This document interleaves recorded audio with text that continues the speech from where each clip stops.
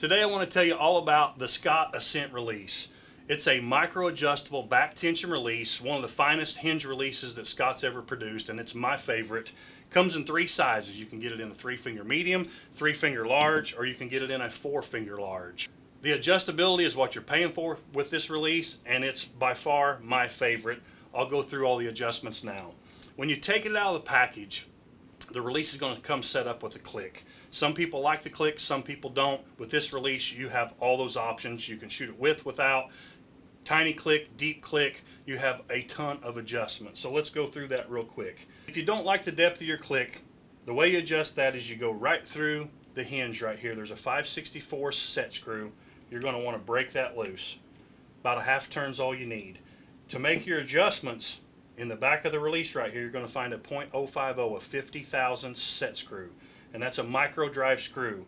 So if you want to speed this release up, speed the depth of the click. Right now I'm too wide. I want to narrow that gap when I hit that click, how much travel I have once it clicks to fire. So I want to speed that click moon up. When you run it in clockwise, you're going to rotate that moon, which narrows that gap of the click. You have some graduation marks right here on the side where you can watch it. But I'm going to turn it right here so you can see it actually drive.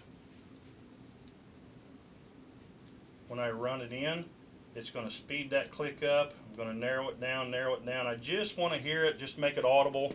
Not a lot of movement after it. If you like that, great. If you want more, totally adjustable. If you're going to shoot it on your bow, I recommend tightening the screw back up. If you're just going to test it on a firing line, you don't have to tighten the 5/64 back up. So we're going to see how narrow this click is. Minute, doesn't take much travel at all.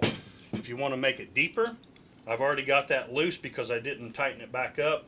I'm going to want to go counterclockwise. Going back out will make that moon go forward, which will widen that gap on your click.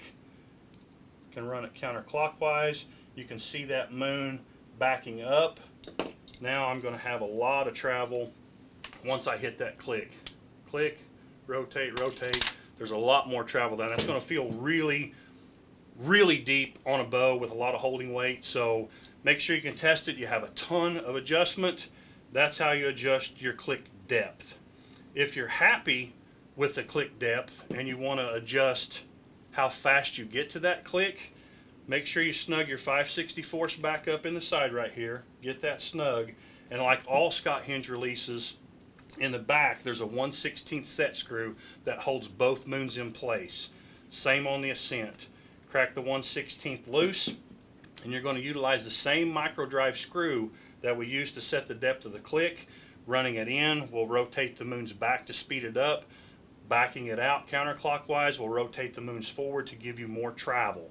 So if you want to have a longer movement to get to your click, if you want to, depending on when you want the release to fire, if you want to have a lot more leverage, you'll want to get to the click quick. It changes your hand position. If you're comfortable getting farther, you can have a lot of depth in there. So I'm going to rotate this forward to make it faster, and it's going to move both moons now, so I'm going to run it in. It's rocking both moons back, so I don't have as much movement. Can go back in here and lock down my 1/16. Now I shouldn't have to rotate the release much at all to get to that click. Right there, boom. Now I can put a lot more leverage on the release to get it to fire. If you're getting to the click too quick, use your 1/16, go in the back, use your micro drive. Counterclockwise will move both moons forward to increase that travel. So you'll go in here, you can see those moons running backwards to increase that travel. That's a lot of movement now. So I can snug it back with my 1/16.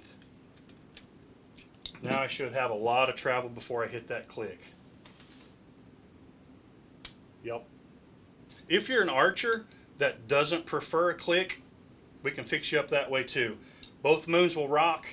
You got to go to your micro adjust moon, so you're going to need your 5/64 Allen wrench to unlock your set screw. And what you have to do is you have to get your click moon past your travel moon. You're going to take your 50 thousandths Allen wrench and you have to speed the click moon behind the other moon. So you're going to want to run it clockwise until the moon is either flush or just past your travel moon. Once you get that, You can go back with your 5/64 and lock it down and test it. Now I should have 0 click. No click in that release. Now if you're firing too quick because we took the click out, you want to go back in the back now. You've got both moons locked down. Take your 1/16 Allen wrench, loosen it in the back, speed it up clockwise, we'll rock it back. Counterclockwise, we'll rock them forward, so I need to slow it down a little bit. I need to go counterclockwise. I'm going to use the same micro drive screw, go counterclockwise a little bit.